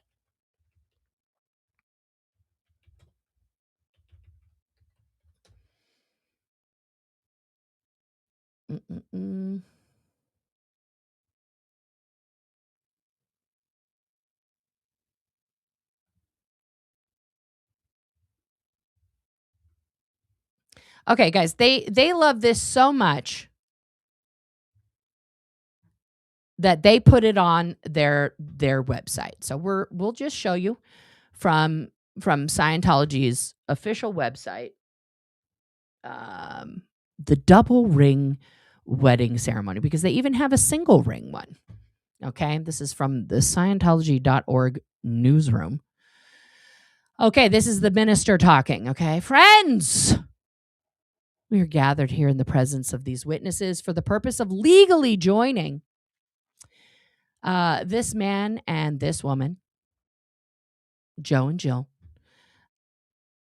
joining in marriage, this man and this woman. If there be any among you who know of any reason why this should not be done, let them speak now, or forever remain silent. All being in accord, we shall proceed. Joe, is your reality of the love you have for Jill such as you will be constantly creating through health and sickness, through adversity as well as good fortune? Can you confront and grant forgiveness for shortcomings as readily as you give praise for all her many admirable qualities? And he's supposed to say, I do. Okay. And have you communicated your love to Jill? Yes. Jill, have you acknowledged Joe's love? Jill, is your reality of the love you have? Now, this is the shorter version, and they go through all these things. Okay, and have you communicated that? Have you acknowledged it? Then we get to the weird shit. Then may I say to you both that through your love together with your agreement upon its reality and by your communication of these two beautiful truths, you have completed the ARC triangle and thereby consummated the only true marriage, which is beyond the power of any individual or group of individuals to add to or detract from in the slightest manner. However, the law and custom of our society requires that this union shall be made a matter of public acclaim and record. It is my honor to have been selected by you to perform the ceremony. The acceptance of an honor carries with it an obligation of comparable magnitude, and I would be remiss in that responsibility if I failed to attempt a contribution, not to what you have already created, which no one can do, but to the permanency of its continued creation on your future time track. Man has ever employed symbols to impress upon the mind wise and important truths, that these symbols might prove an ever-present reminder of the necessity and ceaseless creation of our desires. And I am certain that your one joint desire in present time is that the love you have created shall remain a reality throughout your future years. Best man, have you the ring? May I have it, please? Thank you. Bridesmaid, have you a ring? May I have it, please? Thank you. And then they hold up the rings, guys, like this. Hold up the rings. And then they say the rest of it like this. These rings consist of circles, and the circle has been an emblem of permanency to man since time immemorial. In fact, it represents time and space, which are without ending. I have to scroll up. They don't have to do that. It's all in the book. I want you to look upon these two emblems and mock up the ARC triangle in the center of each. Have you done it? Thank you. As long as these emblems remain with you, I want you to see that the triangle in their center as a reminder that the reality of their symbolism of permanency will hold true only so long as that triangle remains unbroken. I should like to see you make a pact between you that you will never close your eyes and sleep on a broken triangle. Heal any breach with the reality of your love through communication. If you will do this, I can't keep holding this up. This is like, ugh. These emblems of your greatest desire in present time will remain a reality throughout your future time track. Let us proceed. Joe, will you take this ring and with these words place it upon Jill's finger? With this symbol of my love, I take thee, Jill, as my true and lawful wedded wife. I pledge thee to keep this love ever living, ever real. Jill, will you take this ring and with these words place it upon Joe's finger? You do the same thing.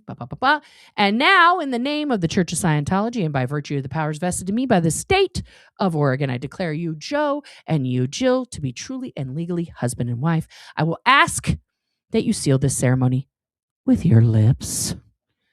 And I will ask these witnesses present to join me in blessing this ceremony with the postulate that the trust and love of the present shall become ever stronger with each passing year. Did you do it? Oh, thank you. And then you congratulate everybody. Now, there's another ceremony, the original wedding ceremony, that involves talking about like a comb and a brush and like all this stuff. Did I just marry Joe and Yadira? Fantastic.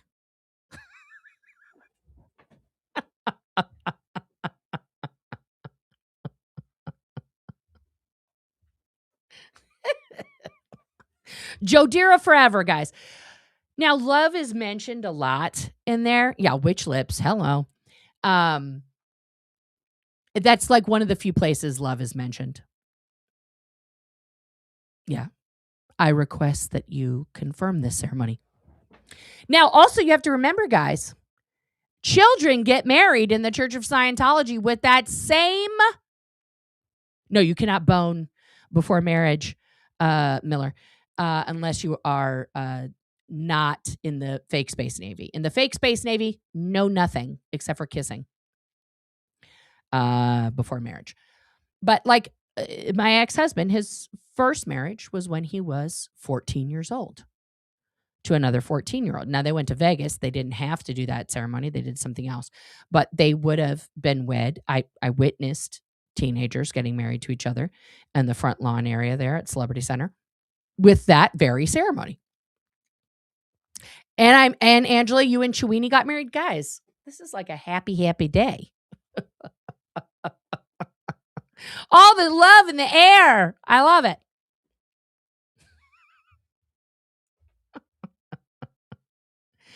Tom and Kate had the comb one? Probably, because he's a traditionalist. He's a traditionalist. How about contraception? That's okay.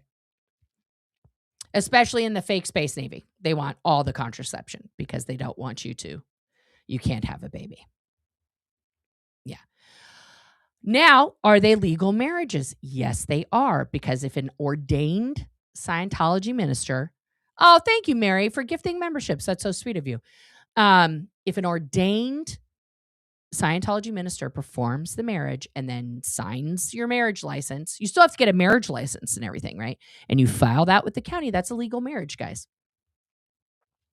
That is a legal marriage. That my ex-husband and I got married with that ceremony, that exact ceremony that you heard there. It was 2005 because, yeah, I was pregnant. And my mom was like, "You're getting married." Because I was definitely boning. Yeah. Yeah. We got married under that ceremony. My mom's bestie, Margot, did the ceremony at her house. And then she signed the paperwork. We filed it with the county, and they were like, cool beans. Trust that was a legal ceremony because I had to get a divorce. The legal age to marry in California, I think, is 18, which is why either in California, if you get married as a minor in California, your parents have to sign off on it to give you permission, or you have to just go to Vegas. Yeah.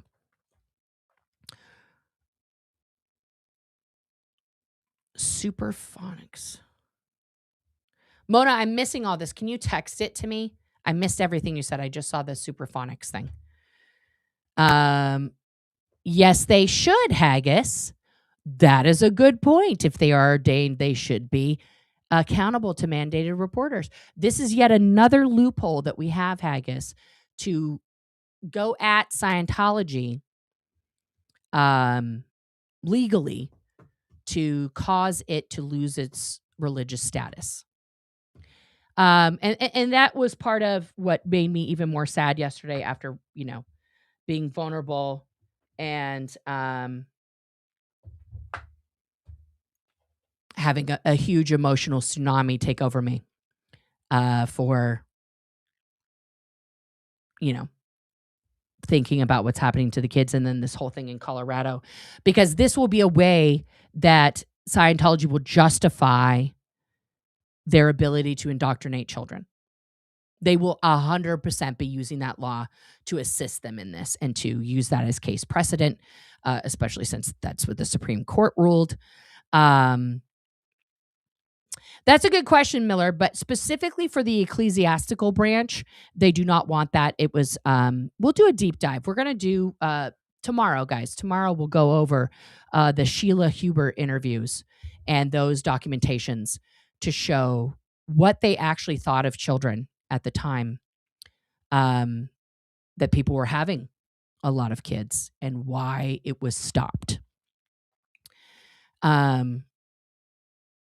Wow, 16 years old is legal in Scotland. I mean, guys, Scotland and I'm sorry, Scotland, England, Wales, Ireland, y'all got to push this shit up. The legal drinking age is 17. Like, y'all, it is not the 1600s anymore. People are going to live to be like 100. Push that shit up. Let children finish developing their brains before they become out, regulars at the fucking pub.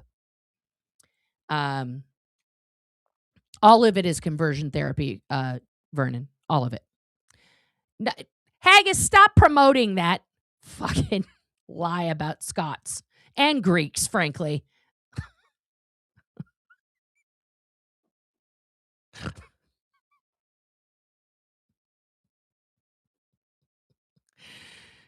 Oh, you guys. Drinking's 18. Okay. Chwangi. Are we just like you guys are out of control today in the chat. 16 in Belgium for beer and 18 for stronger. I love how there's a distinction. Like beer is just water. And like the real liquor is other stuff.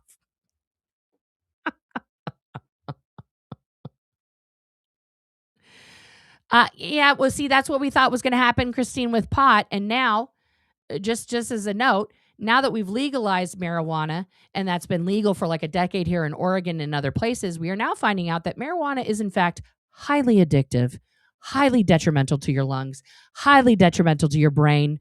It did not turn out like, oh, no big deal. It's awful for everyone. So I don't agree. Back in the 80s where people would get caught with an ounce of pot and now they're a felon. I don't agree with that. But also like it being available in every grocery store in gummy form, I also don't agree with. Okay. Yeah. So alcohol, all of these things are drugs. Alcohol is a drug. Marijuana is a drug. These are all, caffeine is a drug. All these things are drugs. And, I don't think that children should be doing any of them. It's just not good. No, guys, I'm not talking about medicinal applications. I'm talking about people who literally are addicted. Like they have to toke up or take a gummy or something like 4 or 5 times a day, every day. That's where we're seeing these long-term horrible effects. I'm not talking about somebody who is taking it for, a medicinal purpose, or, other things, or an occasional recreational use. Caffeine is super good for capitalism and slavery, Anita. So yes, it's a win-win.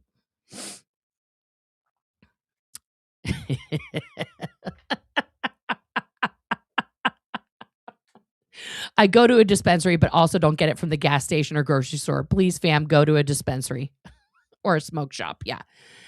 100%. If you're going to do it and you need it, and please, go to the place where the people are making it. Don't be getting a load of groceries and be like, oh, gummies, you can get high at Lowe's. Hey-o. Well, that's like the Chris Rock argument about bullets. Did you ever see that bit that he did about bullets? He was like, if every bullet costs $1,000, that's how you handle gang violence. He's like, people be like, you know what? I'll fucking kill you right now, but you're not literally worth that. And it's kind of true. If bullets weren't so cheap, maybe less people would just be popping off with their pew-pews,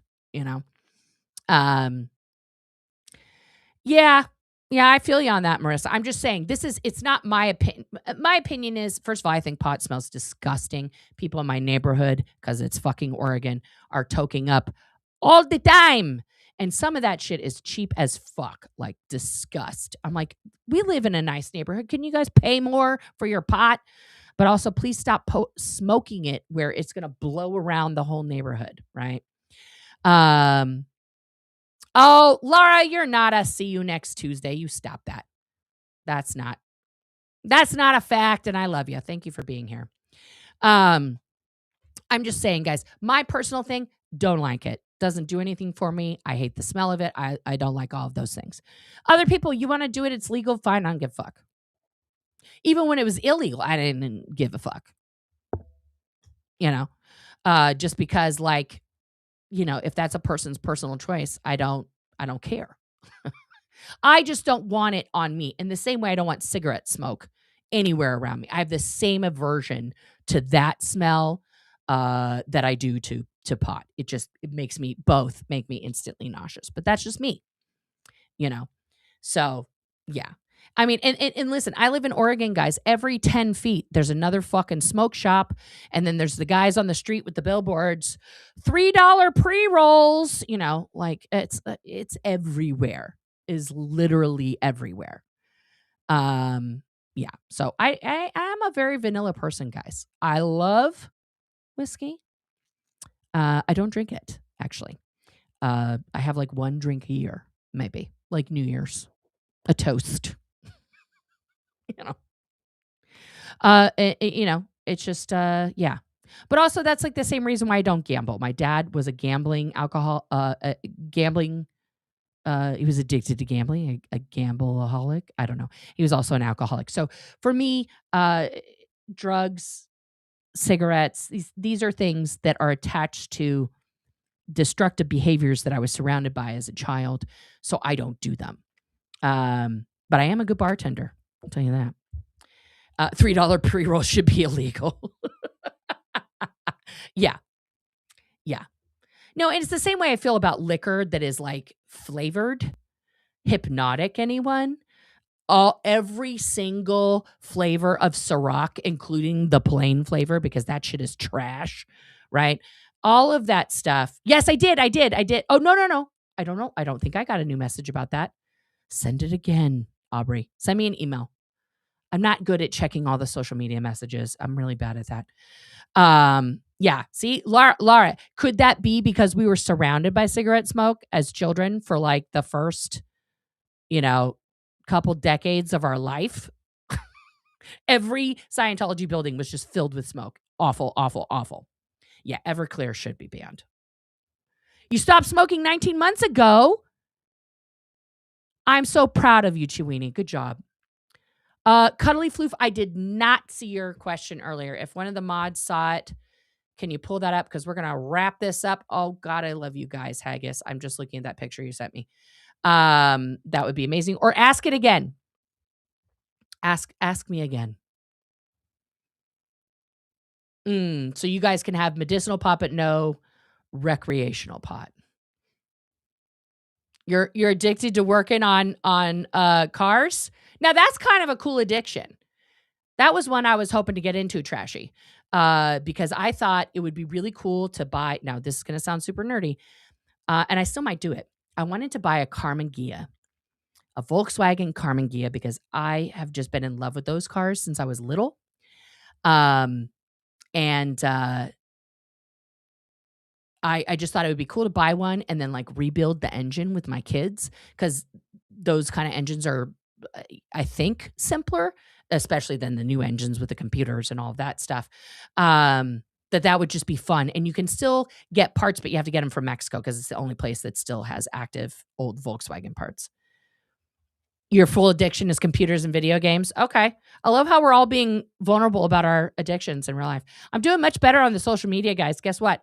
I did not like really go on social media yesterday. I was really Laura, Trashy. You can work on Laura's van. Right? Karmann Ghias are sexy. They are sexy. I love that car. And Trashy, come on out to LA and help a sister out. Porsche engine swap in. Interesting. So you could get a Karmann Ghia and put a Porsche engine in there. Okay. The wheels are turning. Because I have, like, I want to, my next project, guys, I'm not joking you, is and I'm going to leave you guys with this thought. I have two new cars. They're they're in the new years, right? So they have all the things. They got the computers, they got the CarPlay, they got all the automatic windows and the things and stuff. I want an old car, really a truck, right? I want like an old Ford F-250, or like uh, uh or like even an older Tacoma, like a 90s Tacoma, you know, or like early 90s. I'm talking like from 95 and earlier. This is the cars I'm looking at. Or like a Bronco, like an older like 80s Bronco, something like that. Or a 4Runner. And I want to restore the inside, but I want no, and I mean no, modern like, I don't want CarPlay in there. I don't want any of that shit. I want to put a fucking CB in that shit, and trick it out with like a ham radio and a CB and all that. And like that's my get the fuck out of Dodge vehicle, because as you guys may the Toy Story delivery truck, exactly like that. But like I want a double cab because I want to be able to fit more people in it, at least. So a little bit bigger than Toy Stories. But I want all that because, as you guys may or may not know now, because of cars, technology inside of them, the police and the government have the ability to turn your car off at any time.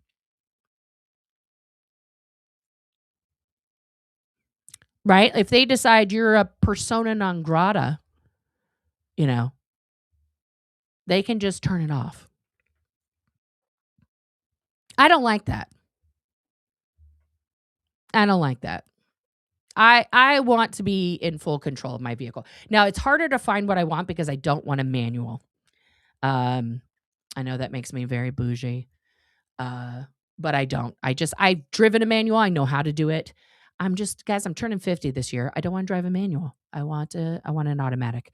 So it's harder to find older automatics that aren't just literally being held together with wishes and dreams. Like, I don't mind doing some body work, and I'll be honest, I probably won't do it. I'll probably take it. Not a 2011, but like anything 2020 and older. Yeah. Did I find your email yet? I did, and I saw that your sweatshirt didn't come, and I'm a little pissed because they said it was delivered.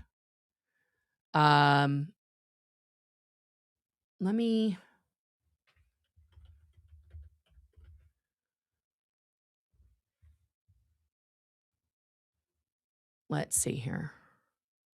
They told me it was delivered a while ago. So let me look here. That's going to really make me angry. Oh, why am I looking here? Let me look here.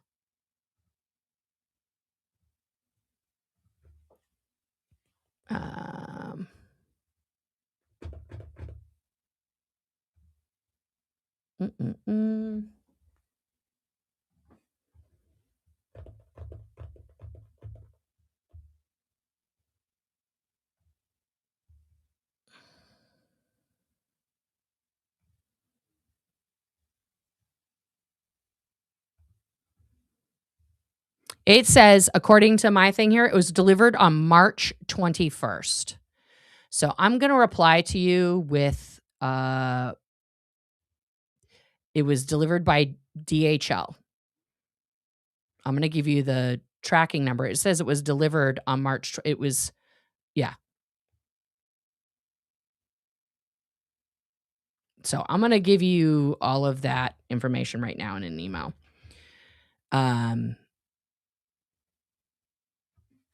Because that's a bunch of nonsense.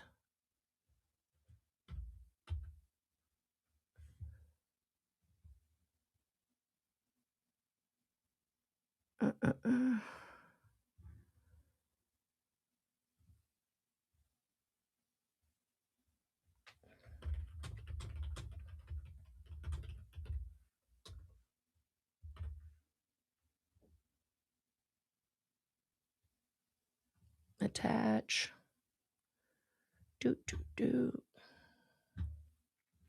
I just took a screenshot of it, so I'm gonna put that in the email. And then, yeah, I don't know. That really pisses me off, though. So if they are like, we don't have it, too bad, tough tits, I will, I'll send you another one. It's all good. Oh, my goodness. Yeah. But if anybody knows, yeah, I'm on it. The dogs need me to take them to pee. We don't have a yard, guys, so I have to walk them. And it's my favorite kind of walk here in Oregon. It's raining. So I'll tell you what, guys, tomorrow, like I said earlier, we are going to go over. No, you're good. You're good.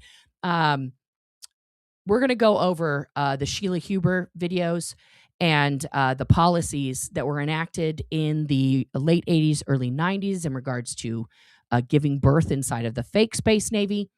Yeah, I saw Cuddly Floof. I would love to talk to Mayim Bialik. She has been a personal hero of mine since Beaches, I'm going to be honest. She's fucking fantastic. I watched every episode of Blossom. She was one of the main reasons I kept watching The Big Bang Theory. Yeah. I need to move to Australia. We'll see. We'll see, Guys, thank you guys so much for tuning in. This has been great to talk through some of these things. I was going to do like a panel. If you guys are interested, tell me in the comments after.